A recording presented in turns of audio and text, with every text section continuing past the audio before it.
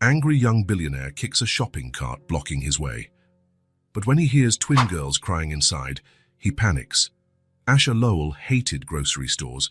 He hated the lines, the artificial lights, and the noise of people who always seemed to walk too slowly. That Thursday at 10:15 p.m., he was particularly annoyed. His meeting with Japanese investors had run 3 hours longer than planned, and all he wanted was to get back to his penthouse apartment at the Sky View.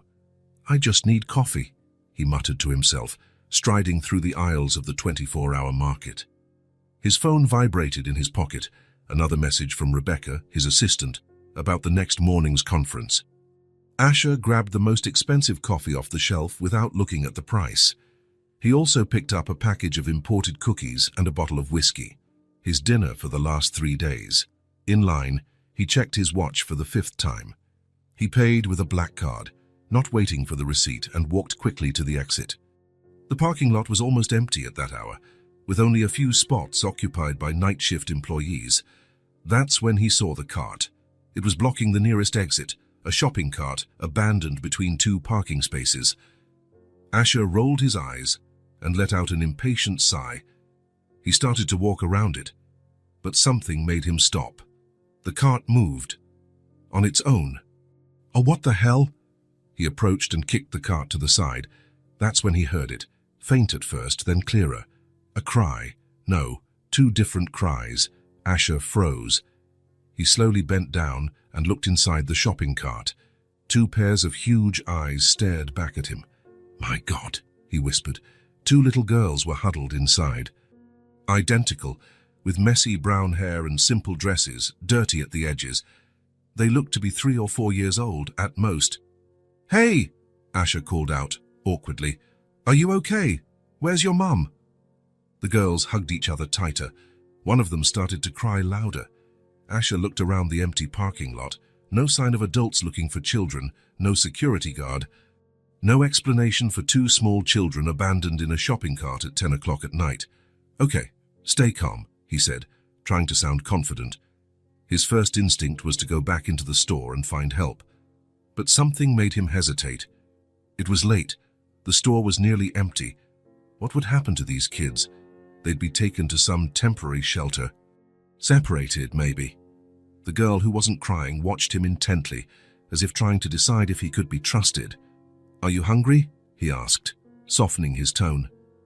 The girl nodded slightly.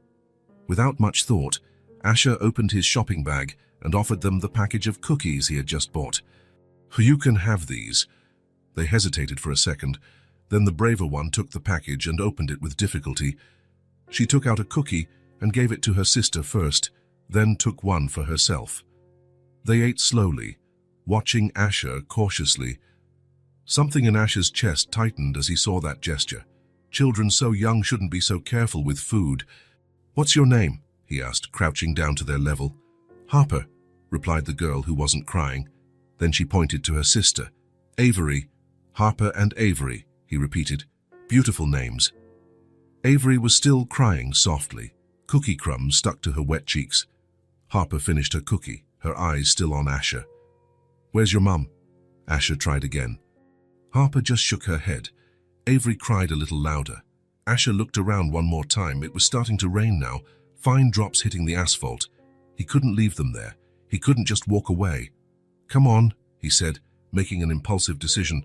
"I'm taking you somewhere safe." He expected resistance, but to his surprise, Harper held out her arms to him. Without a second thought, Asher lifted her. The girl was light, frighteningly light for her age. He then leaned over to pick up Avery too, balancing a child on each arm. He walked to his car, feeling the rain getting heavier. The girls clung to him, Avery still crying softly against his shoulder, Harper holding tightly to his shirt. In the car, he improvised as best he could. He didn't have car seats, so he adjusted the seat belts with extra care, promising himself he would drive slowly. "All right, we're going to my place now," he explained, not knowing if they truly understood. "It's safe there." He drove in silence, checking the rearview mirror every few seconds. The girls remained quiet in the back seat. Harper was whispering something in Avery's ear, who gradually stopped crying. What was he doing? This question hammered in his mind as he drove through the city streets. Asher Lowell, 36 years old, hotel industry billionaire, a confirmed bachelor, taking 2 abandoned children home instead of calling the authorities. It was insane. But when he looked in the rearview mirror again and saw Harper watching the city through the car windows, with those big eyes full of cautious curiosity, something inside him settled. He couldn't explain it, but he knew he couldn't just hand them over to strangers that night. He arrived at his luxury building, and the doorman's smile quickly turned into an expression of surprise when he saw the 2 children in the back seat. "Good evening, Mr. Lowell and company," he said, trying to maintain his professionalism. "Good evening, Frank. My nieces are visiting," Asher invented quickly. Please, don't disturb us tonight." "Of course, sir." Asher helped the girls out of the car and guided them to his private elevator. Avery seemed mesmerized by the lobby lights, pointing to the huge crystal chandelier. Harper remained observant, holding Asher's hand as if afraid of getting lost. In the elevator, Avery finally spoke. "Hi," she said in a small voice, looking up as the elevator ascended. "Yes, very high," Asher replied, surprised by the sound of her voice. "I live on the top floor." When the doors opened directly into his apartment, the girls stood still, hesitant to enter. The place was immense, over 4,000 square feet of pure minimalist luxury, with floor-to-ceiling windows revealing the entire city below. "You can come in," Asher said gently. "This is my home." Harper was the first to take a step forward, pulling Avery by the hand. They looked around with wide eyes, at the leather sofas, the enormous TV built into the wall, the chef's kitchen Asher rarely used. "You must be hungry," he said, remembering they had only eaten a few cookies. "Let's see what we have in the kitchen." The truth was he didn't have much. Asher rarely ate at home, preferring restaurants or takeout. He opened the nearly empty refrigerator and found some eggs, milk, cheese, and an apple. "How about scrambled eggs? I can handle that." The girls nodded, still holding hands, watching his every move as if it was something fascinating. Asher prepared the eggs in the simplest way he knew, adding a little cheese. He served them on elegant porcelain plates, the only kind he had, and placed them on the kitchen counter. "Come and eat." The chairs were too high for them, so Asher helped them up. They ate in silence, with a restrained hunger that broke his heart. He cut the apple into small slices and offered it for dessert. As they ate, he observed them more closely. They were absolutely identical at first glance, but now he noticed small differences. Harper had a firmer, more determined look. Avery seemed more sensitive, her eyes still red from crying. The dresses they wore were clean but worn and a bit too small. Their hair, though disheveled, had been recently cut. They didn't look like children who lived on the streets, more like children whose caretaker was going through a hard time. "Do you know where your mommy is?" Asher tried again, keeping his voice gentle. Harper looked at her empty plate. "She said she was coming back to the store. She said she'd come back to the store." Harper nodded. She had to do something. "Told us to wait." "How long were you waiting?" Harper shrugged, unable to answer. 4-year-olds had no precise concept of time. "It's okay," Asher assured them, seeing the worry in their eyes. "You're safe here." After eating, the girls began to show signs of tiredness. Avery rubbed her eyes, and even Harper seemed to be fighting to stay alert. "Let's get a place ready for you to sleep," Asher said. His apartment had 3 bedrooms, but only one was used, his. The others remained empty, except for a few boxes.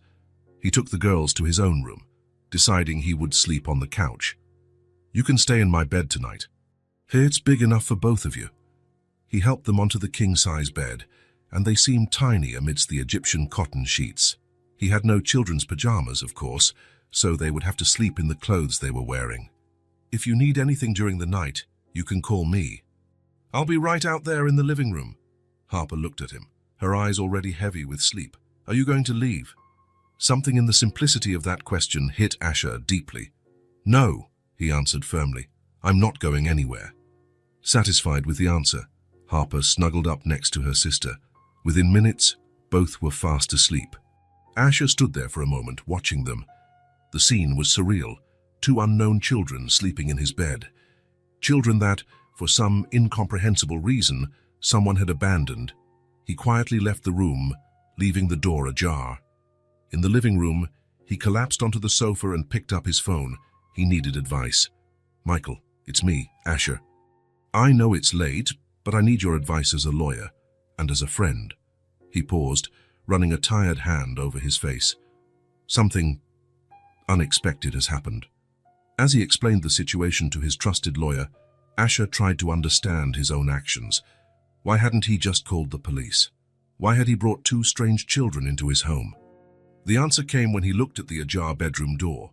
Those eyes, Harper's eyes, clutching his pants in the parking lot, full of a trust he didn't deserve, had disarmed all his defenses. "I don't know what to do tomorrow," he admitted on the phone. "Legally, what are my options?" As he listened to Michael's cautious advice, Asher knew he was entering unknown territory. His organized and predictable life had been completely destabilized in a single night. And for the first time in many years, the absolute control he maintained over everything around him had been replaced by something much more powerful and terrifying: responsibility for someone other than himself. He looked at the city through the huge windows of his apartment. Out there, somewhere, was a mother who had left her daughters.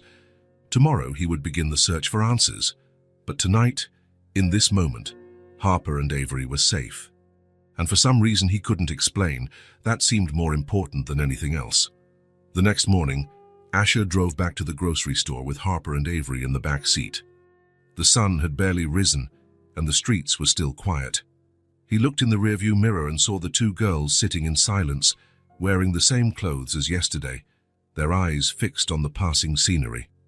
"Are we going to find Mommy today?" Harper asked, her voice small but full of hope.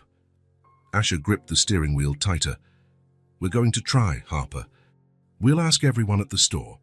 He had called the night manager as soon as he woke up. No woman had shown up looking for lost children. No one had called, no leads. But Asher needed to try in person.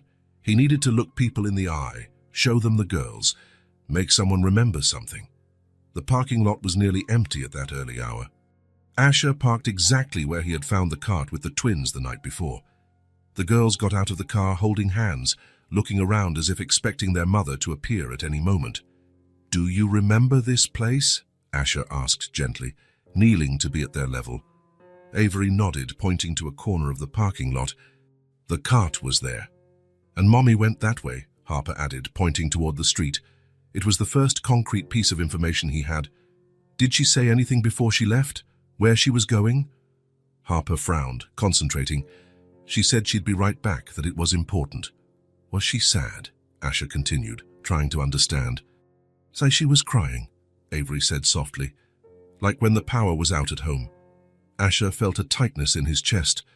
There was a story behind these abandoned children, a story he was only just beginning to glimpse. "Let's go inside," he said, offering a hand to each of them. Let's ask if anyone saw your mom." Inside the store, different employees from the night shift were stocking shelves and preparing the store to open. The morning manager, a middle-aged man with a tired expression, listened to Asher's story with growing concern. "Sir, this is very serious, very serious. You should have called the police immediately." "I know," Asher replied, feeling uneasy, "but I thought the mother might come back. She still might." The manager looked at the twins, who were curiously watching an employee stack fruit. "I can ask the morning shift staff, but I doubt anyone saw anything. That part of the parking lot isn't covered by cameras." For the next hour, Asher showed the girls to every employee in the store. He described the woman based on the little information he had. Brown hair like the twins, a blue coat, probably in her early 30s. He tried to remember if he had noticed any woman alone the night before, but he had been so focused on his own shopping that he had barely registered the people around him. "I'm sorry, sir," said an older cashier. "We see so many people every day." And if she was trying not to draw attention— "I understand," Asher replied, feeling more and more discouraged. When the store officially opened, Asher even approached the first customers. He showed them pictures of the girls on his phone, asked if anyone knew a woman with twin daughters, if they had seen anything suspicious the night before. Nothing. No leads, No answers. Is she not coming? Avery asked after 2 hours of fruitless searching, her eyes starting to fill with tears. Asher knelt again, looking into their eyes. I don't know, sweetie, we're trying to find her. What if she doesn't want us? Harper asked, the question Asher had been dreading. I'm sure that's not it, he lied, trying to sound convincing. Sometimes adults have complicated problems. I'm sure she loves you very much. The girls didn't seem entirely convinced, but they accepted the explanation. Asher noticed they were starting to get restless and tired. The initial excitement of the search had turned into boredom and hunger. How about we do some shopping before we go home? He suggested, trying to lighten the mood. We need food, new clothes for you, maybe some toys. The girls' eyes lit up at the mention of toys. The pain of their mother's absence was momentarily overshadowed by the promise of new things. As 4-year-olds, they were easily distracted, a blessing in disguise in this difficult situation. Asher had never shopped for children before. He wandered through the grocery store aisles with Harper and Avery, asking what they liked to eat. The answers were predictable: ice cream, cookies, colorful cereal, but also surprising. Harper liked green apples, and Avery insisted she loved spaghetti, though she made a face at the sight of broccoli. He filled the cart with what he imagined was appropriate food for children, vaguely basing his choices on TV commercials and what the girls themselves requested. He realized he had no idea what a proper diet for 4-year-olds was. After the grocery store, they went to a department store. The girls had clearly never been in such a large place, evident by the way they stared at everything with wide eyes. Can we pick? Harper asked when they reached the children's section. Of course, Asher replied, realizing he had no idea what size clothes they wore. Take whatever you want. The twins ran between the colorful racks, touching fabrics and pointing at patterns they liked. For children who had probably never had many choices before, the experience seemed magical. Avery chose dresses with unicorns and stars, while Harper preferred pants and t-shirts with rocket ships and dinosaurs. How many outfits should I get? Asher asked the saleswoman, completely lost. The woman smiled understandingly. To start, I'd suggest 7 complete outfits: pajamas, underwear, socks, a light jacket, and a warmer one. Asher nodded, trying to memorize everything. And shoes. At least 2 pairs, one comfortable for every day and another nicer pair. Following the saleswoman's advice, and to the girls' delight, Asher bought practically a complete wardrobe for each of them. Enough clothes for weeks, new shoes, coats, even small accessories they admired. Hair clips for Avery, a beanie that Harper immediately put on and refused to take off. The next stop was a toy store. Here, Asher had to exert some control. The girls wanted absolutely everything they saw. He limited them to a few items each: dolls, building blocks, colorful books and crayons and drawing pads. Avery chose a plush unicorn almost her size, and Harper, surprisingly, opted for a toy toolkit. You like fixing things? Asher asked, curious. Harper nodded seriously. Daddy used to fix things. It was the first mention of a father. Asher made a mental note to ask more about that at an appropriate time. The last stop was a children's furniture store. If the girls were going to stay with him longer, and it seemed increasingly likely, they would need their own beds. His apartment had 2 unused guest rooms. One of them could easily become a children's room. Harper and Avery tested beds, tentatively bouncing on the mattresses when they thought Asher wasn't looking.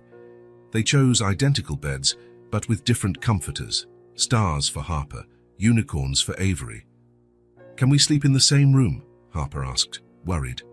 Of course you can, Asher assured her. You'll always stay together.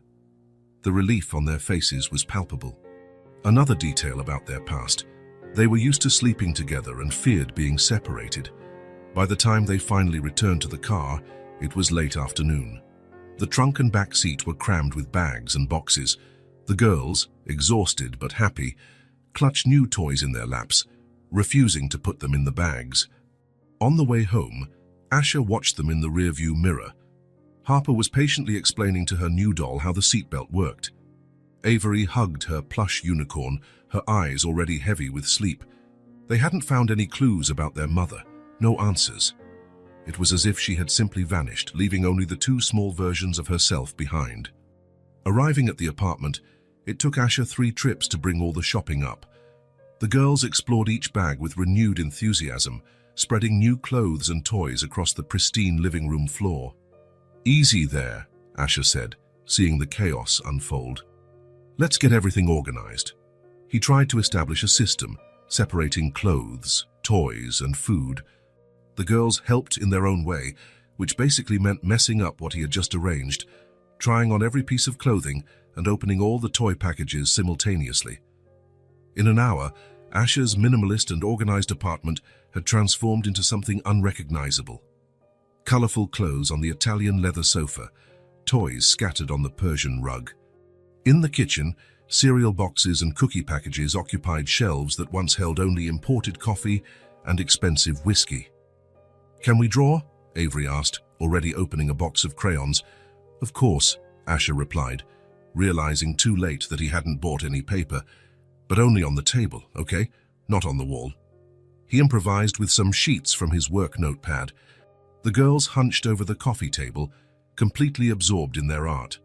Harper drew with surprising precision for her age, recognizable stick figures and houses with smoking chimneys.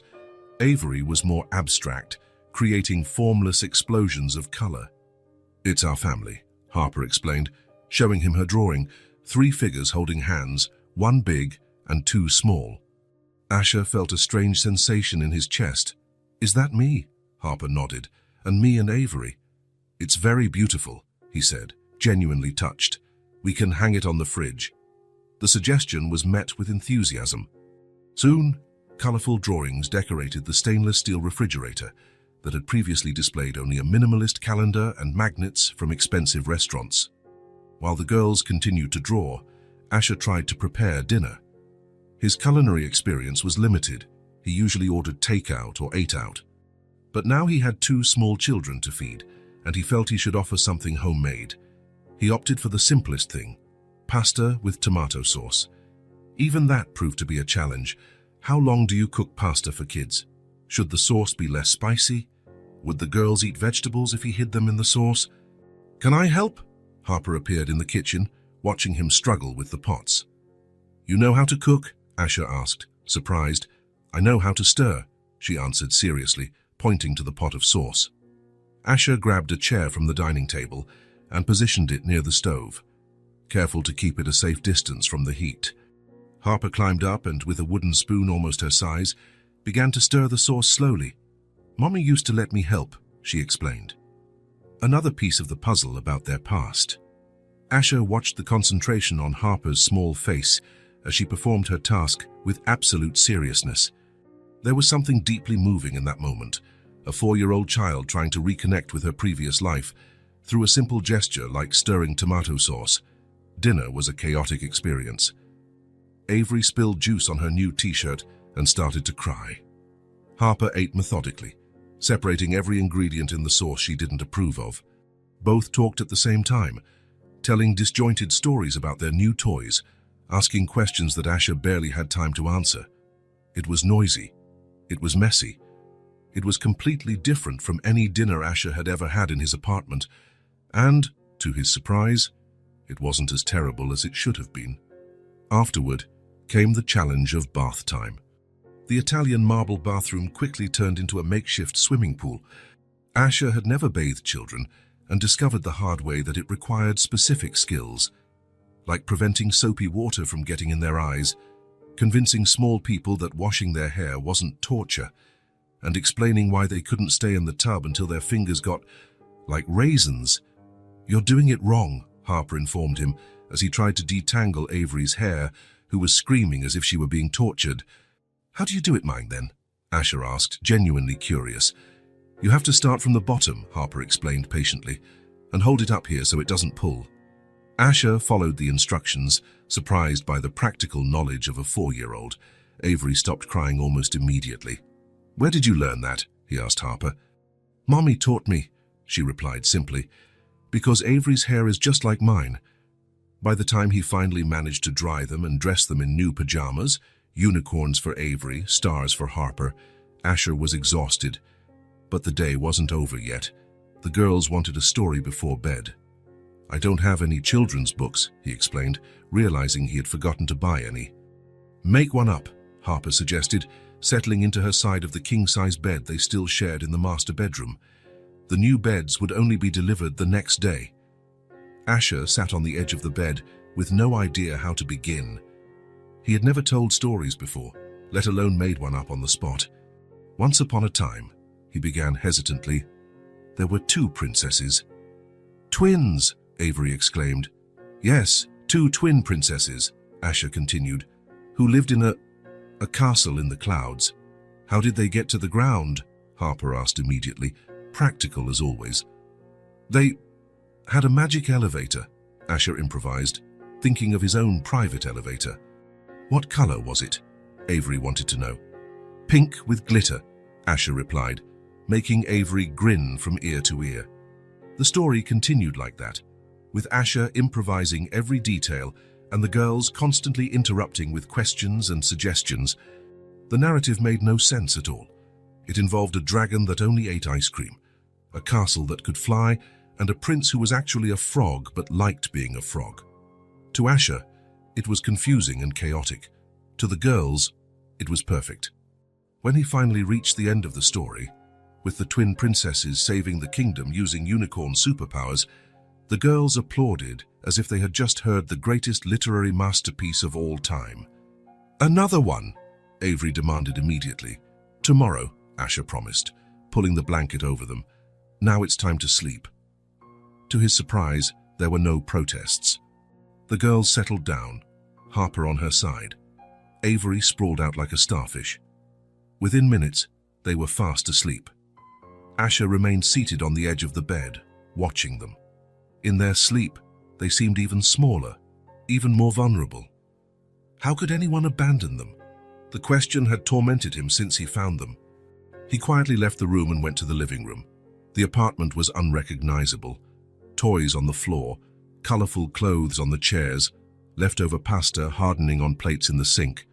A suspicious stain on the sofa that cost more than some small cars. His phone rang. It was Michael, his lawyer. "Did you find the mother?" he asked bluntly. "No," Asher replied, sitting down among the toys. "Not a single clue.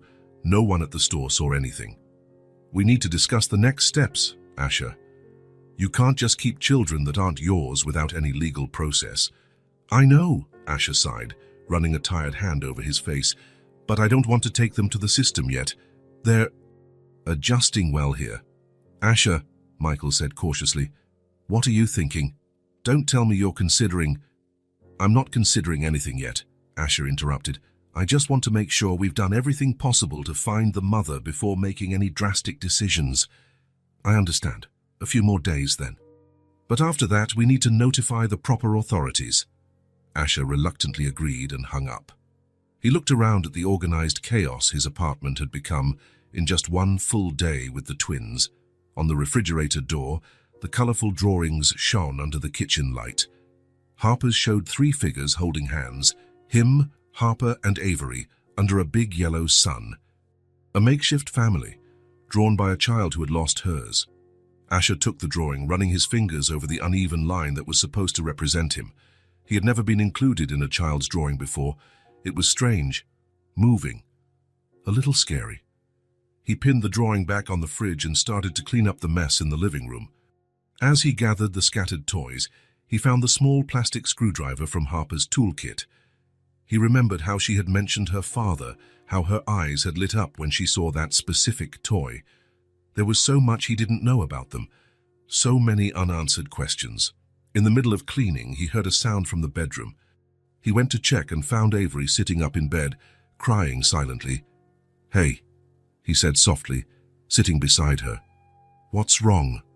"I dreamed about Mommy," she answered between sobs. Asher felt a tightness in his chest. He didn't know what to say. He didn't know how to comfort a child missing her mother. "Do you want to tell me about the dream?" was all he could manage to ask. Avery shook her head no, but moved closer to him. Without warning, she laid her head in his lap. The gesture, so simple and trusting, caught him completely off guard. Hesitantly, he began to stroke her hair as he vaguely remembered seeing in movies. Avery relaxed under his touch, her sobs gradually subsiding. "You're nice," she mumbled, already drifting back to sleep. 2 simple words. "You're nice." Said by a half-asleep 4-year-old, it was probably the most sincere compliment Asher had ever received. He continued stroking her hair until she fell back into a deep sleep. Carefully, he settled her next to her sister, who hadn't even stirred. Back in the living room, he looked at the surrounding mess with new eyes. Every scattered toy, every stain, every hanging drawing was proof of life, of joy, even amidst the loss the girls had suffered. Asher had never planned to have children. His life was meticulously organized, predictable, under total control. Children were the opposite of all that, chaotic, unpredictable, impossible to control. And yet, when he remembered Avery's smile upon getting her plush unicorn, or the concentration on Harper's face as she stirred the tomato sauce, or the sound of their laughter during bath time, something inside him shifted.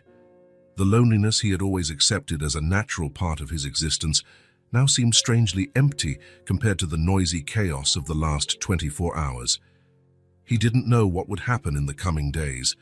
He didn't know if they would find the girl's mother or if the authorities would come for them. He didn't know how to handle the enormous responsibility that had fallen into his lap without warning. But he knew one thing. For the first time in a long time, his apartment didn't just feel like a place to sleep between meetings. It felt alive. And as strange as this new territory was, as much as he stumbled through every detail of childcare, those smiles made it all worthwhile. When he finally lay down on the couch, exhausted, Asher realized that for the first time in years, his own loneliness was no longer the center of the scene, and there was something strangely liberating in that. Michael Steinberg's office was exactly as Asher expected, elegant, discreet, and intimidating. Framed diplomas decorated the walls, and the panoramic view from the top floor showed the city like a living map below them. The lawyer adjusted his thin-rimmed glasses as he organized documents on the mahogany desk. "We've searched every possible record," Michael said, his voice calm and measured as always. "There are no missing person reports matching the girls, no recent records of a woman with twin daughters who went to area hospitals. Nothing." Asher nodded, waiting for him to continue. It was what he already suspected. "The fact is, without locating the mother, there is no simple legal solution," Michael continued, taking off his glasses and rubbing the bridge of his nose. "You have no kinship with them, no prior connection. Legally, you have no right to keep them." "And what's the alternative?" Asher asked, though he already knew the answer. "The foster care system. The girls would enter the adoption process or, more likely, stay in temporary homes until—" "No," Asher interrupted, the words sounding firmer than he intended. "That's not an option." Michael sighed. "Asher, I understand you've developed a bond with them, but we're talking about 2 children who are not yours. There are legal procedures that cannot be ignored. You can't just keep them." "Why not?" Asher asked, surprising himself with the question. "They're safe. They're happy. They have everything they need." "Because that's not how it works," Michael replied patiently. "Even if you wanted to adopt them, and I assume that's not the case, there are processes, evaluations, deadlines. You can't skip these steps just because you have money and good intentions." Asher looked out the window, watching the movement of the city below. 3 weeks had passed since he found Harper and Avery, 3 weeks of chaos, learning, and a strange sense of purpose he had never experienced before. "What if I do want to adopt them?" he asked, the words coming out before he could think them through. Michael blinked, genuinely surprised. "Are you serious?" "I'm considering it," Asher replied, realizing it was true. "But I want to know what the possibilities are." The lawyer put his glasses back on, buying time. "It would be complicated. First, we would need to officially register that the children were abandoned. There would be an investigation to try to locate close relatives. You would have to go through evaluations as an adoption candidate, interviews, home visits, background checks." "I would go through all of it," Asher affirmed. "But there are no guarantees, Asher. A single man, with no experience with children, with a demanding career. I'm not saying it would be impossible, but it wouldn't be easy. And during the process, the girls would likely have to stay in a shelter or foster home. That last part made Asher stand up, restless. That is not acceptable. We're not talking about a business deal you can close with the right amount of money, Michael said, a rare note of irritation in his voice. These are children. There are rules, procedures, however frustrating they may seem. There must be another way, Asher insisted. Michael was silent for a moment, considering. There is one possibility, though I don't recommend it. You could simply do nothing. Continue as you are, hoping the mother shows up. But that's risky, Asher. If you're discovered, you could face charges of kidnapping, illegal custody. I didn't kidnap them, Asher protested. They were abandoned. Yes, but you didn't report it to the authorities. Legally, you're on dangerous ground. The silence hung between them for several minutes. Finally, Michael sighed. Look, I'll research other options. Maybe we can get emergency temporary custody, but it will have to be done through official channels, Asher. There are no shortcuts. Do whatever is necessary, Asher replied, standing up. Just keep me informed of the steps. In the elevator, descending the 20 floors of the building, Asher tried to organize his thoughts. How had he gotten to this point? 3 weeks ago, his biggest concern was the acquisition of a new hotel. Now he was considering adoption. Adoption. The word sounded strange even in his thoughts. On the sidewalk, he looked at his watch. He had exactly 1 hour before picking up the girls from Sophia's house. His assistant had surprisingly turned out to be an excellent temporary babysitter, enchanted with the twins from their first meeting. He walked a few blocks without a specific destination, letting the conversation with Michael reverberate in his mind. The lawyer was right. There was no simple solution. Any official path would mean being separated from the girls, at least temporarily, and that idea was unbearable. Not because he felt a moral obligation, or because he feared for their well-being in the system. It was because Harper and Avery had become part of his life in a way he had never imagined possible. He remembered the night before, when Harper had insisted on helping him with his work emails, sitting on his lap, pressing random keys on the keyboard, or how Avery now waited for him at the door every night, running to hug his legs as soon as he arrived. He remembered the wall of drawings that now covered his refrigerator, the small collection of special shells and stones that the girls had gathered during a walk in the park and that now decorated his coffee table. He remembered the laughter during bath time, the stories before bed, even the occasional tantrums. All of this was now part of his home, not out of obligation, out of affection. He picked up the phone and called Sophia.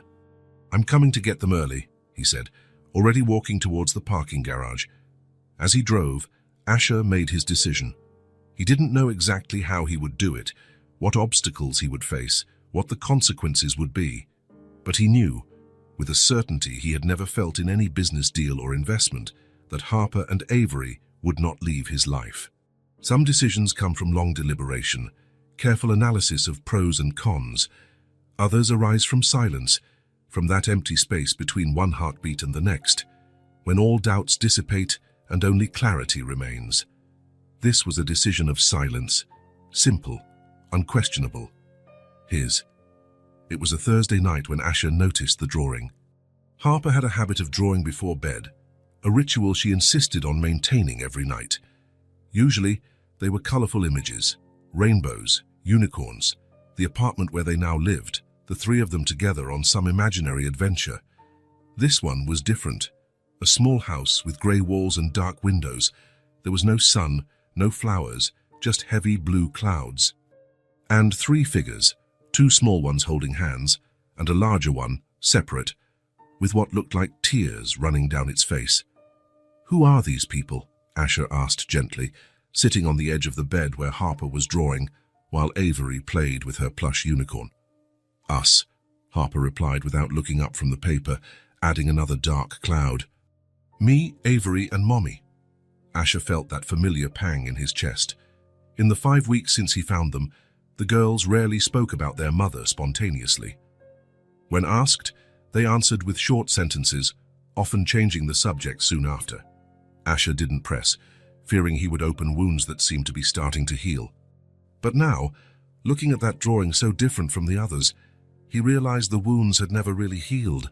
They were just covered, hidden under the layer of new experiences and distractions. "Is this the house where you used to live?" he asked carefully. Harper nodded, now drawing what looked like a candle next to the figures. "We had candles because there was no power," she explained, as if it were something perfectly normal. Avery, who until then had seemed absorbed in her play, looked up. "Our mum's name is Eleanor," she said suddenly. Asher almost dropped the glass of water he had brought for the girls. It was the first time they had mentioned their mother's name. 5 weeks, and only now did he find out what she was called. "Eleanor," he repeated, trying to keep his voice casual. "That's a beautiful name." "Like her grandma," Harper added, still drawing. "She told us." Asher took a deep breath, recognizing the rare opportunity that presented itself. The girls were talking, sharing. He couldn't waste the moment. "What was your life like with Elena?" he asked, trying to sound merely curious, not desperate for information. The twins exchanged a look, that silent communication that always fascinated him. "Normal," Harper replied finally, shrugging, "until it got bad." "Bad how?" Asher encouraged, moving closer. "We ran out of power, out of food," Avery said, now hugging the unicorn tightly against her chest. "She cried a lot." "Every day," Harper confirmed, stopping her drawing for the first time. "At night, too. She thought we were sleeping, but I heard her." Asher tried to imagine the scene, a single mother without resources, trying to hide her desperation from her young daughters. What could have happened? Job loss, illness, abandonment by a partner. The possibilities were endless and equally heartbreaking. "What happened next?" he asked softly.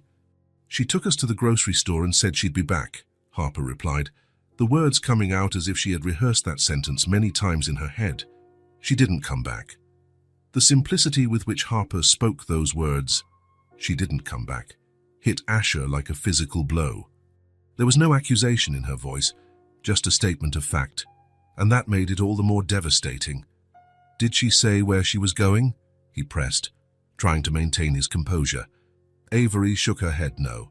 "Just that it was important, and for us to be quiet. And that she'd bring back chocolate," Harper added, a slight tremor in her lips. "But she didn't come back." Asher took a deep breath, fighting the lump forming in his throat. He wanted to ask more, to extract every detail, every fragment of information that could help piece together the puzzle. But he saw Harper's eyes starting to glisten with unshed tears, and Avery clutching her unicorn as if it were a shield. They were just children. Children who had been through a trauma they couldn't even fully comprehend. He couldn't turn this moment into an interrogation. "You know what?" he said, changing his tone. "I think we need hot chocolate right now. With marshmallows. Lots of marshmallows." The girls' faces lit up instantly at the suggestion, the difficult conversation momentarily forgotten in favor of a promise of sweetness. As they ran ahead of him to the kitchen, Asher picked up the drawing Harper had left on the bed. The grey house, the dark clouds, the crying adult figure separated from the children. Fragments of pain captured by the crayon of a 4-year-old child. He carefully folded the paper and put it in his pocket. In the kitchen, as he prepared the hot chocolate under the twins' watchful supervision, they insisted he was doing it all wrong, that it needed more chocolate, more marshmallows, less stirring. Asher tried to process what he had just discovered. Elena. He finally had a name, a concrete starting point. As he watched Harper and Avery carefully blow on their steaming mugs, a resolution formed in his mind. He had to find this woman, not just to resolve the girls' legal situation, but to understand, to know what had happened, so that Harper and Avery could have, if not complete answers, at least some kind of closure. Later, after the girls had finally fallen asleep, Harper still clutching her new drawing of unicorns under the moonlight, a clear attempt to replace the earlier image with something more cheerful, Asher sat in his home office and picked up the phone. Even though it was almost midnight, he knew Thomas O'Malley would answer. The former private investigator was a light sleeper and owed Asher a debt of gratitude that went back years, to when Asher had silently funded the treatment for Thomas's wife's cancer. "What's so important it can't wait until morning?" Thomas's hoarse voice came over the phone after the second ring. "I need you to find someone. Asher replied without preamble. Urgent. It always is, Thomas sighed. Who's the target? A woman named Elena, mother of twins, probably in her 30s, brown hair, was living in precarious conditions until recently, abandoned her daughters about 5 weeks ago. That's practically nothing, Asher, Thomas replied after a moment of silence. Do you have a last name? Hometown? Anything more specific? No, Asher admitted, the frustration evident in his voice. But the children are with me. The twins. I can get more information from them. And we have a drawing of a house. Maybe it will help identify the area. The children are with you? Thomas asked, clearly surprised. How did that happen? Long story. I'll tell you in person. Can you come to my apartment early tomorrow? I'll be there at 7 a.m., Thomas replied. He knew Asher well enough to know when something was truly important to him, and from the tone of his voice, this was it. After hanging up, Asher couldn't sleep. He walked through the silent apartment, occasionally stopping to observe the signs of the girls' presence that now dominated the space. In the living room, toys were carefully organized in the baskets Sophia had suggested buying. On the refrigerator, drawings were held up by colorful magnets. On the sofa, a small star-patterned blanket, forgotten after the previous night's movie session. He quietly entered the girls' room, once an impersonal guest room, now a vibrant space with freshly painted pale yellow walls, decorated with cloud and rainbow decals. Harper and Avery were sleeping soundly, each in her own bed, although they often still woke up during the night and ended up sleeping together. He watched their serene faces, so peaceful in sleep, so different from the serious expressions they had shown earlier while talking about Elena. What could have gone through that woman's mind? What desperation could have led her to leave 2 small children alone, promising to return with chocolate, knowing she wouldn't? Asher couldn't imagine any circumstance that would justify such an act, but he also couldn't help but think there must be more to the story. 5 weeks ago, he would have judged immediately. A mother who abandons her children deserves no forgiveness. Now, after getting to know Harper and Avery, after glimpsing fragments of their former life through casual comments and drawings, he wasn't so sure. A woman who cried at night, so her daughters wouldn't see.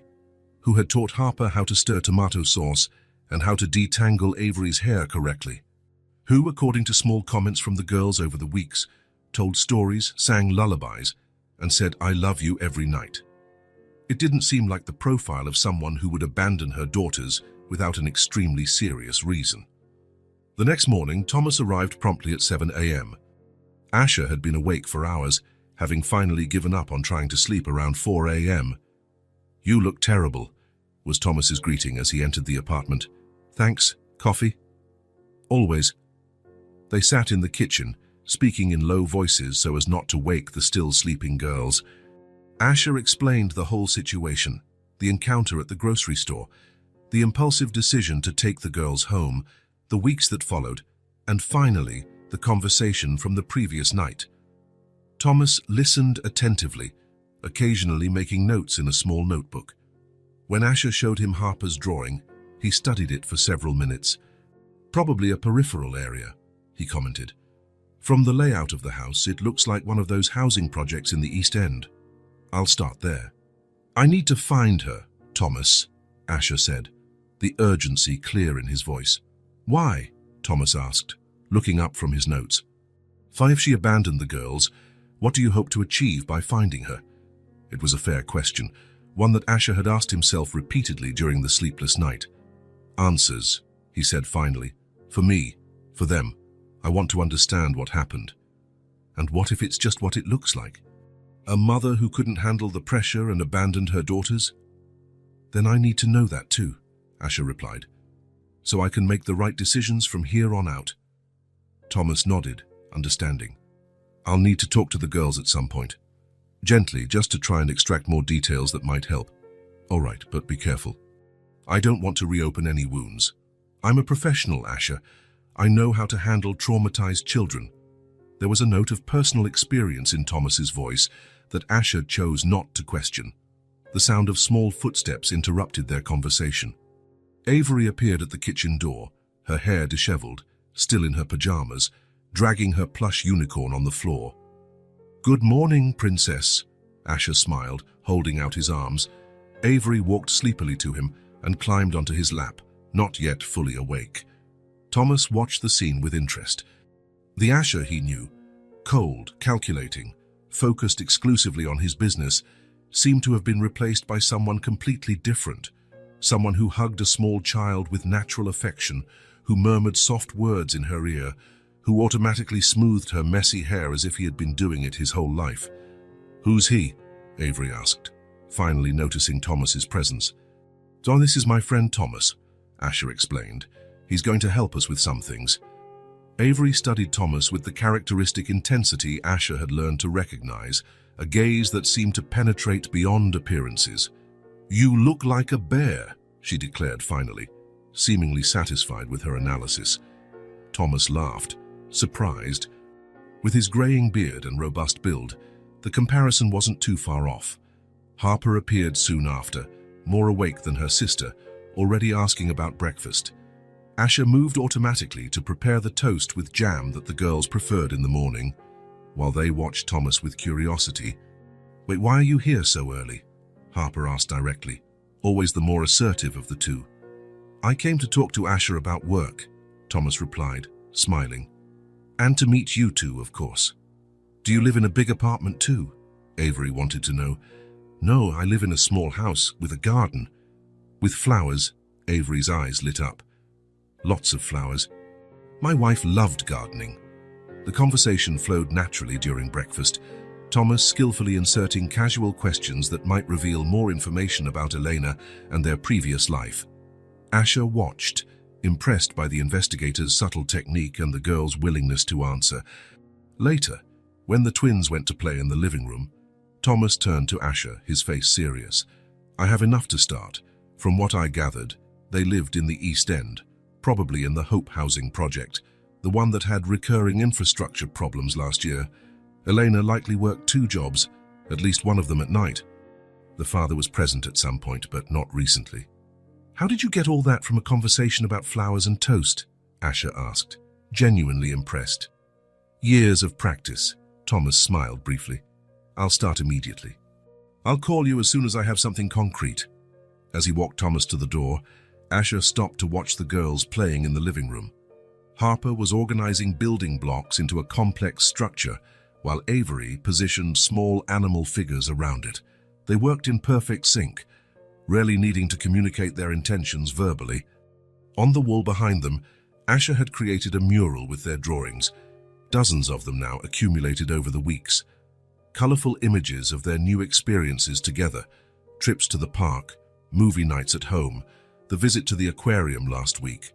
But now, looking at that cheerful collection, Asher couldn't stop thinking about the drawing in his pocket, the grey house, the crying mother, the 2 small figures holding hands, alone. So colorful, yet so sad at the same time.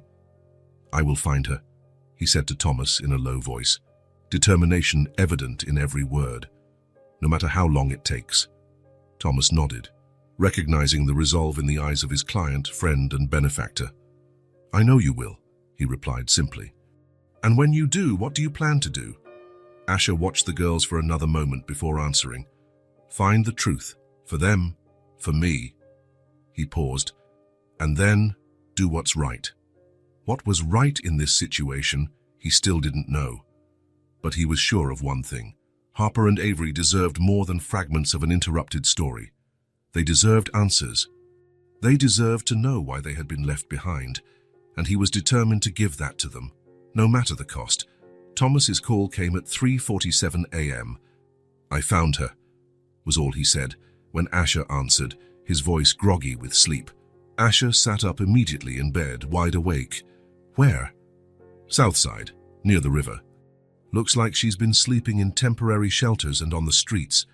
"Are you sure it's her?" "Positive.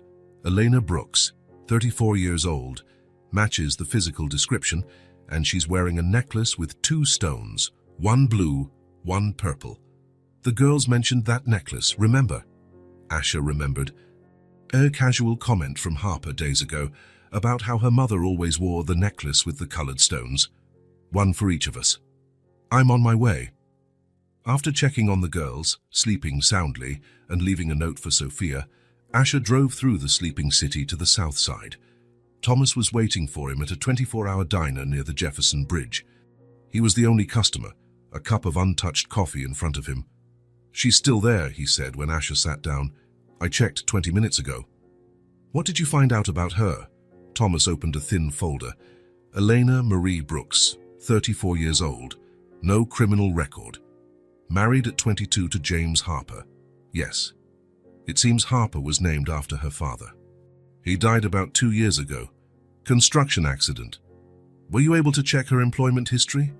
Thomas nodded. "That's where things get interesting. Her last registered job was at your company, Asher." Asher froze. "What?" "Eleanor Brooks worked for 8 months in the housekeeping department at the Grand Plaza Hotel. She was fired about 7 months ago for excessive, unexcused absences. The Grand Plaza, the oldest hotel in Asher's empire, the first one he had acquired and renovated." "That's not possible," Asher murmured. "I would have..." "You would have what?" "Noticed one cleaning lady among hundreds of employees," Thomas asked gently, but firmly. "You're the CEO, Asher. Those decisions are made by HR managers." Asher felt a weight settle in his chest. A woman had worked at his hotel, been fired, lost everything, and eventually abandoned her daughters, and he hadn't even known of her existence until the consequences literally appeared in his path. "After the termination, there are no official records," Thomas continued. "No other formal employment. From what I could gather, she did odd cleaning jobs, temporary work, anything to survive. She was evicted from her apartment about 3 months ago. And the girls? They were with her. From the information I got, she fought hard to keep them. She tried shelters, social assistance, but with 2 informal jobs and no fixed address, it became increasingly difficult." "Let's go," Asher said, standing up. Thomas led him down the dark street to a passageway under the bridge. The smell of dampness and despair was almost palpable. Small makeshift tents and blankets formed a precarious camp. "Right there," Thomas pointed discreetly. Asher saw a lone figure sitting by the river, her back against one of the bridge's pillars, even from a distance, and even though he had never seen the woman before, he knew it was Elena. There was something in her posture, in the way her head tilted slightly, that reminded him of Harper when she was thoughtful. "Say, wait here," he told Thomas. He walked slowly towards the woman, trying to make enough noise not to startle her, but not so much as to draw the attention of others. She heard his footsteps and turned quickly, her eyes instantly alert, her body tense like an animal ready to flee. "Who are you?" she asked, her voice hoarse but firm. "So what do you want?" Even in the dim morning light, Asher could see the similarities. The same face shape as Harper, the same expressive eyes as Avery. Her brown hair was now dirty and disheveled, but it was the same shade as the girl's. "My name is Asher Montgomery," he said simply, "and I believe I know your daughters." Eleanor froze. For a moment, it seemed she wasn't even breathing.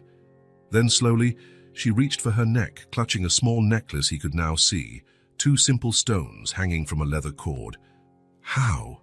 she began, her voice failing. "I found Harper and Avery almost 7 weeks ago," Asher explained, keeping his voice neutral, without accusation. "Tied in the shopping cart at the super value market." Elena closed her eyes, as if absorbing a physical blow. When she opened them again, they were welling with tears. "Are they okay?" she asked, her voice barely a whisper. "Yes," Asher replied. "They're safe, healthy, together."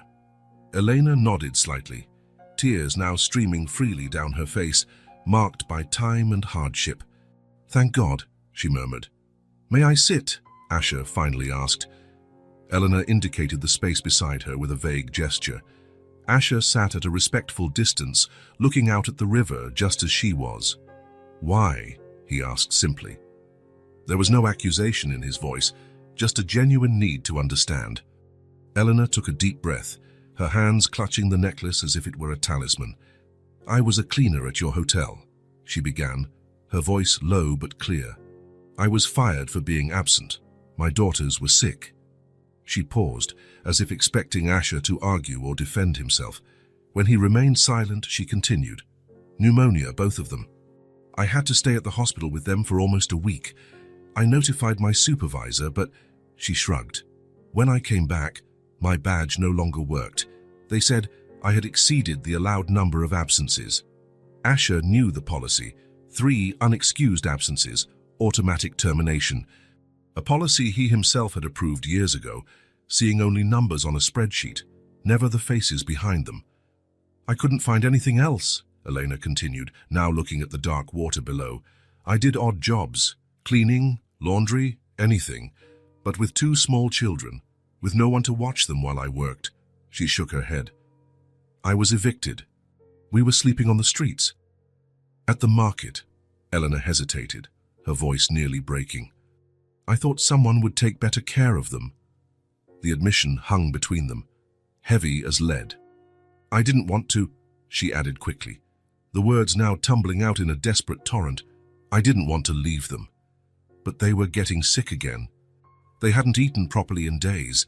A social worker had already approached me, threatening to take the girls because I couldn't provide for them.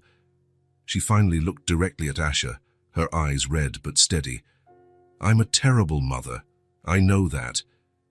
But at that moment, I thought it was the only way for them to have a chance. Asher could have said many things at that moment. He could have judged. He could have accused.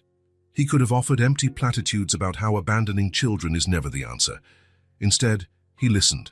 He didn't judge. He was moved. They ask about you, he said finally. Elena closed her eyes, as if the words were physically painful to hear. Harper draws the house where you used to live. Asher continued softly. Avery still hugs that plush unicorn as if it were a piece of you. They don't hate me, Elena asked, her voice almost inaudible. No, Asher answered honestly. They miss you. They're confused. Sad sometimes. But no, they don't hate you. Elena covered her face with her hands, her shoulders shaking with silent sobs. Asher waited, letting her process everything. When she finally composed herself, she looked at Asher with an intensity that surprised him. What do you want from me? It was a fair question, one that Asher had asked himself repeatedly during the search. What did he really want by finding Elena Brooks? I want to do what's right for Harper and Avery, he replied finally. And I believe that includes having their mother in their lives. 3 days later, Asher was in the new apartment he had rented on the west side of the city. It was small but comfortable. 2 bedrooms, a living room, kitchen, and a full bathroom. New furniture still had tags on it. The fridge and cabinets were stocked with enough food for weeks. Basic clothes were in the closets, toiletries in the bathroom. After finding Elena, Asher had convinced her to go to the hospital. Malnutrition, anemia, an early stage of pneumonia, nothing that good medical care couldn't fix. During her 3 days in the hospital, he had arranged everything: the apartment, documents, a spot in a professional reintegration program that his company quietly sponsored. Thomas watched him as Asher checked every detail for the 3rd time. Everything's perfect, the investigator commented. Stop worrying. I want to make sure nothing is missing, Asher replied, adjusting the position of a small vase of flowers on the kitchen table. Has she been discharged from the hospital? Yes, a few hours ago. The social worker accompanied her for the final tests and is bringing her here now. Asher had changed in the past few weeks. The man who once cared only for business deals and numbers on spreadsheets was now here, setting up an apartment for a former employee he had never met, preparing for one of the most difficult moments of his life. And, more importantly, he had prepared Harper and Avery for what was to come. He hadn't yet told them he had found their mother. That would be a conversation for the next day. But he had carefully observed how they reacted when the topic of Elena came up, trying to gauge their true feelings. The intercom buzzed. Elena had arrived. Asher took a deep breath, preparing himself. It wouldn't be easy. There was so much to be discussed, so many details to be worked out, so many complex emotions to navigate.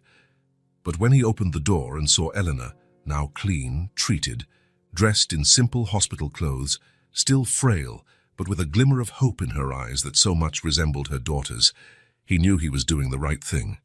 "Sans, welcome to your new home," he said, opening the door completely. Elena entered hesitantly, looking around with wide, amazed eyes.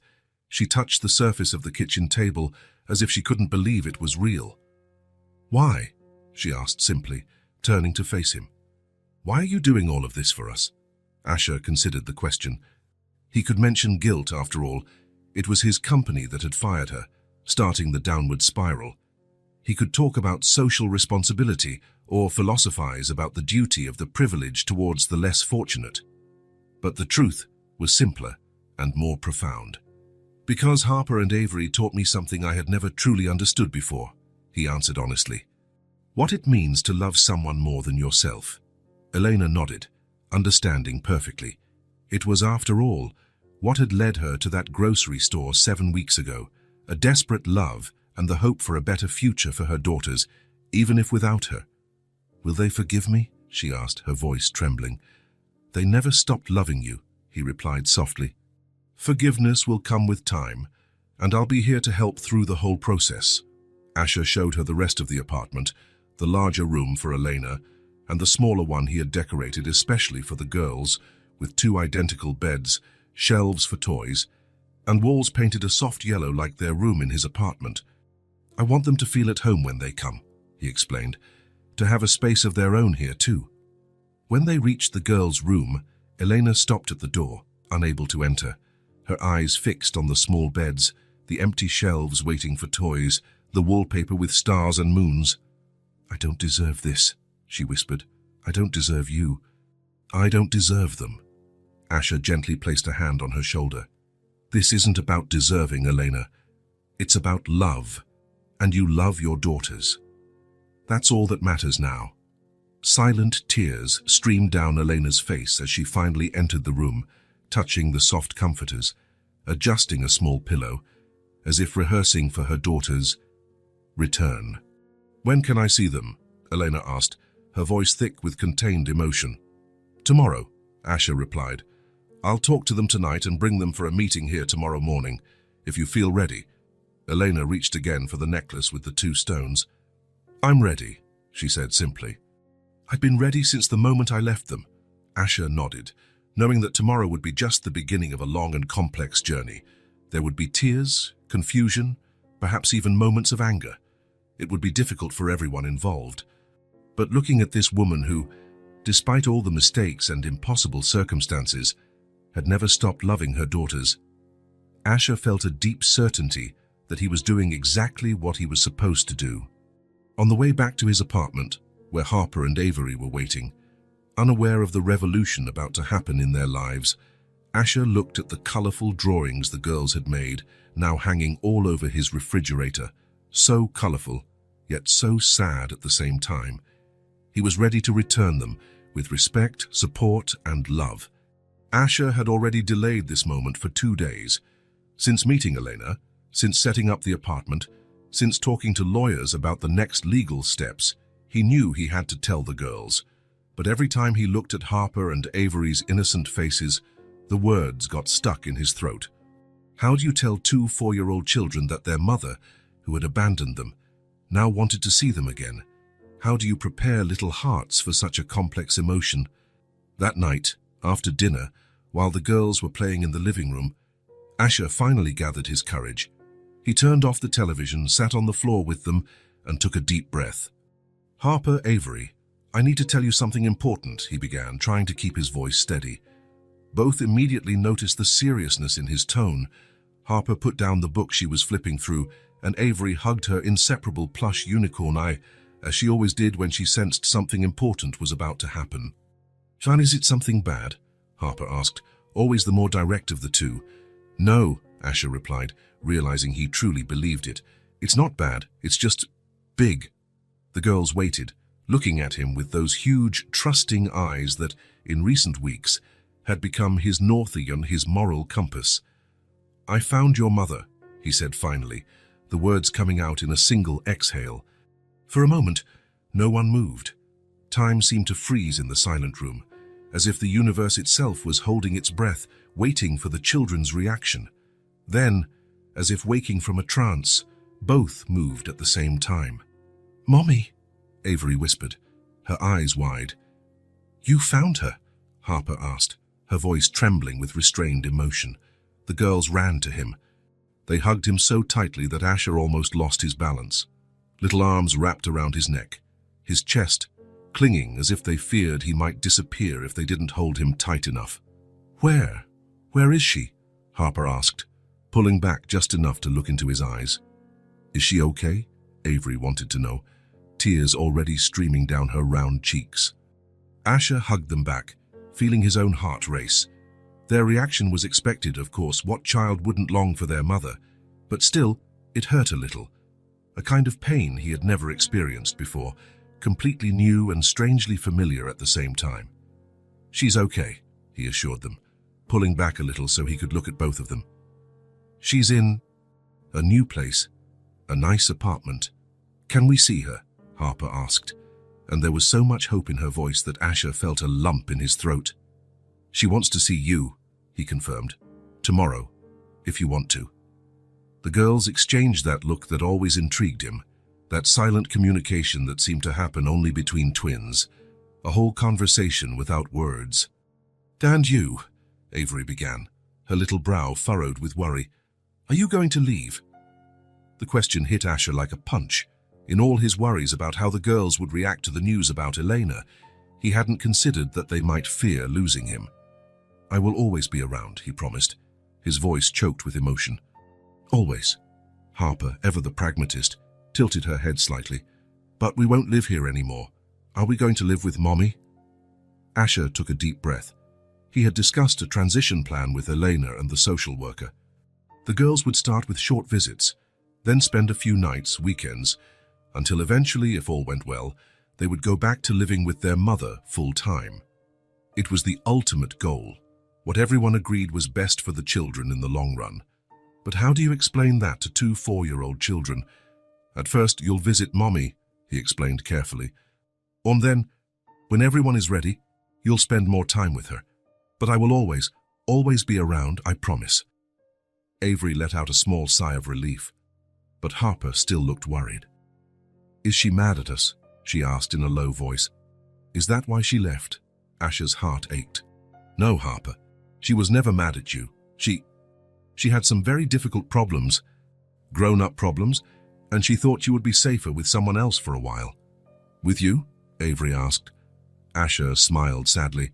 "She didn't know it would be me, but yes, it ended up being me." Harper, surprisingly, nodded as if that made perfect sense. "Like when you leave us with Sophia when you have a meeting. Because it's safer." The comparison, though imperfect, seemed to make sense to them, so Asher nodded. "Something like that. But now she's better, and she really wants to see you." "Does she still have the necklace?" Harper asked suddenly. Asher smiled, remembering the necklace with the 2 stones that Elena clutched like a talisman. "Yes, she still has the necklace. She never took it off." That seemed to reassure the girls more than anything else he had said, as if the fact that Elena still wore the necklace was definitive proof that she still loved them. "Can we bring her drawings?" Avery asked, already getting excited about the idea. "Of course," Asher replied. "We can make special drawings tonight." The next few hours were spent in a frantic art session. The girls created dozens of drawings, portraits of the family, of the house where they used to live, of Asher, of themselves. As they drew, they asked 1,000 questions. Did Mommy still know how to make heart-shaped pancakes? Did she still sing that lullaby? Did the new apartment have a big window like the old one? Asher answered what he could, but many questions he simply didn't know the answer to. "You can ask her tomorrow," he would say, and the girls would accept, adding each new curiosity to a mental list that seemed to grow by the minute. At bedtime, the girls were exhausted but electrified. They took a long time to fall asleep, whispering to each other long after Asher had turned off the lights and left the room. Sitting alone in the living room, looking at the pile of drawings on the coffee table, Asher felt a strange mix of emotions. Joy that Harper and Avery had the chance to reconnect with their mother, pride that he had been a part of making it possible. But also, undeniably, a quiet, whispering fear that once Elena was back in the girls' lives, he would become unnecessary, dispensable. It was a selfish fear, he knew. The girls deserved their mother. Elena deserved a second chance, And well, he would go back to his life before, his hotels, his meetings, his lonely dinners, except it wouldn't be like before. Nothing would be like before, because now he knew what it was like to have his immaculate apartment invaded by children's laughter. He knew what it was like to worry about someone more than himself. He knew what it was like to love unconditionally. The next morning, the drive to Elena's apartment was quiet. The girls, normally chatty, were silent, each holding tightly to their pile of drawings. Asher didn't speak either, concentrating on driving, mentally rehearsing how he would conduct this first meeting. When they finally arrived, Asher knelt in front of the girls before ringing the bell. "Remember," he said softly, "your mum is very happy to see you. But she's also a little nervous, so if she cries, don't worry. They're happy tears." The girls nodded solemnly. Harper adjusted the little dress she had insisted on wearing, even though she usually preferred pants. Avery clutched her drawings against her chest like a shield. Asher rang the bell. The door opened almost immediately, as if Elena had been waiting on the other side, counting the seconds. She looked different from the woman Asher had found under the bridge, healthier, cleaner, but still visibly nervous. She wore a simple dress that Asher had provided, and the necklace with the 2 stones shone against her skin. For a moment, everyone stood motionless, Eleanor looking at her daughters as if she couldn't believe they were real. The girls looking at their mother with expressions impossible to decipher. Asher watching the scene, his heart in his throat. Then, as if a spell was broken, the girls dropped their drawings, which scattered on the floor, and ran. Eleanor fell to her knees, arms outstretched, and the 3 collided in a hug so intense they seemed to merge into a single being. There were tears, lots of tears. Eleanor sobbed openly, murmuring her daughters' names over and over like a prayer. Harper and Avery cried too, clinging to their mother as if they feared she might disappear at any moment. "My girls," Elena managed to say between sobs, "my beautiful girls." "Mommy," Harper replied, her voice choked but strong. "We missed you." "So much," Avery added, burying her face in her mother's neck. Asher remained at the door, feeling simultaneously an essential part of that moment and a complete intruder. Tears streamed freely down his own face, and he didn't even try to stop them. After long minutes of hugs and tears, the girls began to calm down. Avery was the first to pull away a little, looking at her mother with her big, curious eyes. "Do you still know how to make heart-shaped pancakes?" she asked, the question so simple and childlike that it made everyone smile through their tears. "Of course I do," Elena replied, wiping her tears. "Do you want me to make some for you now?" Avery nodded enthusiastically, and the initial moment of tension was broken. The 4 of them entered the apartment, and soon the girls were showing Elena their drawings, telling her about their new school, about Sophia, about how Asher didn't know how to do braids properly. The family was rebuilding itself before Asher's eyes, not as it was before, but in a new way, stronger perhaps, because now it included not only Eleanor and the girls, but also him, in some way he didn't fully understand yet. In the weeks that followed, a new routine was established. The girls spent some days with Asher, others with Elena. The transition was smoother than any of them had anticipated. The children seemed to flourish, happy to have their mother back, but equally happy to keep Asher in their lives. Elena was starting over with dignity. She was attending a professional training program, had sessions with a social worker, and was slowly rebuilding her life. The apartment that initially seemed too big for her now had personal touches, a few plants, photos of the girls, even some of the countless drawings they produced daily. The girls had started attending a good school near Elena's apartment. Asher made a point of taking them or picking them up at least twice a week, staying present and involved. It was on one of those afternoons, as they walked from school to Elena's apartment, that Harper asked the question Asher secretly dreaded. "Are you going to disappear? Are you going to forget about us?" Asher stopped walking, surprised by the direct question. Avery also stopped, looking at him with the same worried expression as her sister. Asher knelt, getting down to their level, and looked directly into Harper's eyes. "Never," he replied firmly. "You don't disappear from someone who lives in your heart." He gently placed his hand on Harper's chest. I am a part of you. You are a part of me. Even when we live only with Mommy? Avery asked, her small voice betraying the insecurity she felt. Even then, Asher assured her, I will visit you. You will visit me. We'll go to the park, the zoo, all the places you want to go. Promise, Harper insisted, holding out her pinky finger in a solemn gesture. I promise, Asher replied, linking his finger with hers, and then with Avery's. Some people come into our lives and change everything. You changed everything for me, and that will never ever go away. The girls seemed satisfied with the answer. Harper took his left hand, Avery his right, and they continued walking towards Elena's apartment. Asher looked at the two small figures by his side, so confident in their place in the world now, so sure that they were loved. 7 weeks ago, he had found them abandoned in a shopping cart. Now they had not only their mother back, but also him, one more adult in their lives who loved them unconditionally. It wasn't the traditional family arrangement, it wasn't what any of them had planned or expected, but somehow it was exactly what they all needed. As they climbed the stairs to the apartment, where Eleanor was waiting for them with dinner, Asher realized that life rarely follows the paths we imagine. Sometimes it's the unexpected detours, the unplanned interruptions, that lead us exactly where we're supposed to be. He had planned to find the girls a mother to return them. Instead, he ended up expanding the definition of family, for the girls, for Elena, and most surprisingly, for himself. When the apartment door opened and Elena greeted them with a genuine smile, Asher knew that, somehow, they had all found their way home. Asher's routine has completely changed in the last few months. Executive meetings now have a fixed end time. Business trips are shorter. His calendar is organized around a sacred commitment. Every weekend, without exception, he visits the girls. Friday afternoon, promptly at 5 o'clock, Asher parks in front of Elena's building. He always brings something. Flowers for Eleanor. Simple daisies she prefers to expensive roses. A new book for Harper, who is increasingly interested in stories about female explorers and scientists. Some small surprise for Avery, who collects unicorns and butterflies with almost scientific dedication.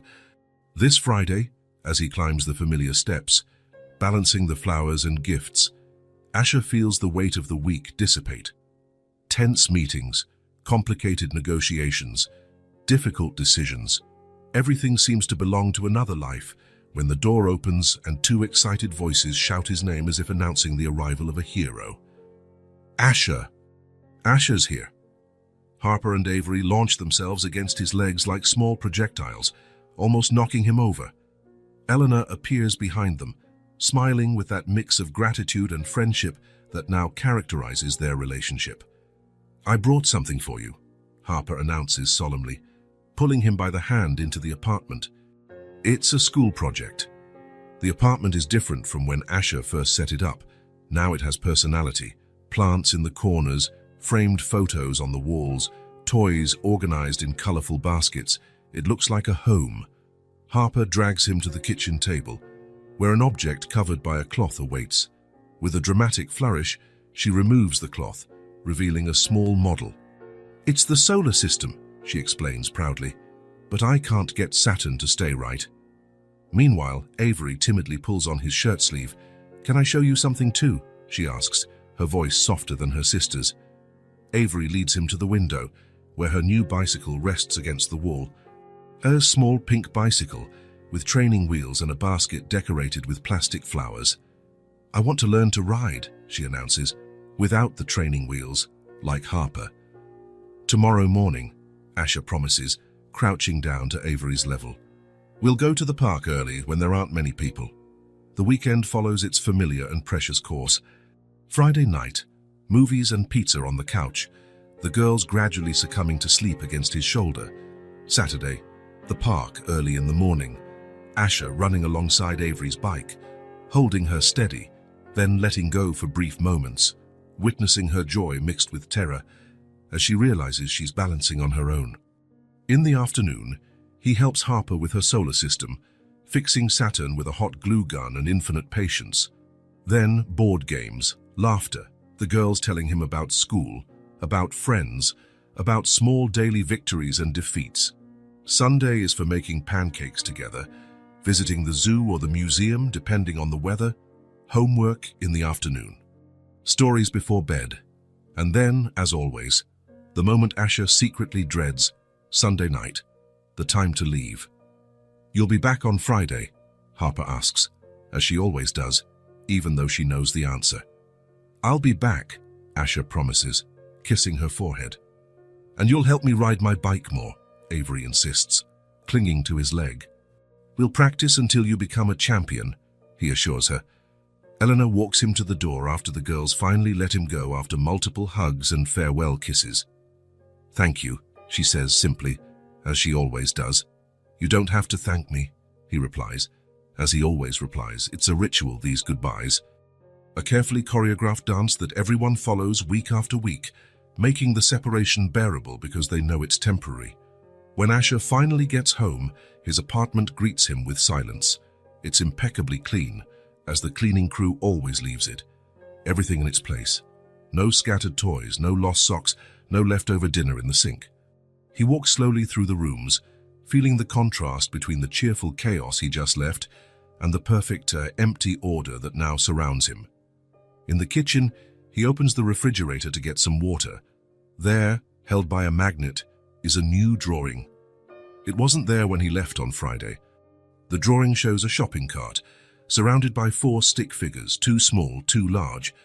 In the center, a bright red heart connects all the figures. Asha recognizes Harper's style, her careful lines, the attention to detail. In the corner, in uneven letters, is written, "Our family started here." He touches the drawing gently, feeling a lump in his throat. "That's where it all started," he murmurs to the silent apartment, "and now it will never end." The silence around him no longer feels empty. It feels full of memories, of love, of fulfilled promises and intertwined futures, full of the voices of Harper and Avery, who even when absent fill every corner of his life. His apartment, once just a space where he slept between meetings, has transformed into something more. It now holds the memories of the twins running through the hallways, of laughter at dinner, of stories before bed. It is now a place where silence doesn't mean loneliness, but expectation, the interval between one visit and the next. Somewhere in the city, 2 little girls fall asleep in their beds, knowing they are loved. And in the apartment that once seemed too big for one man alone, Asher Montgomery has finally found the peace that comes from a heart that has expanded beyond all the limits he ever imagined possible. If this story touched your heart,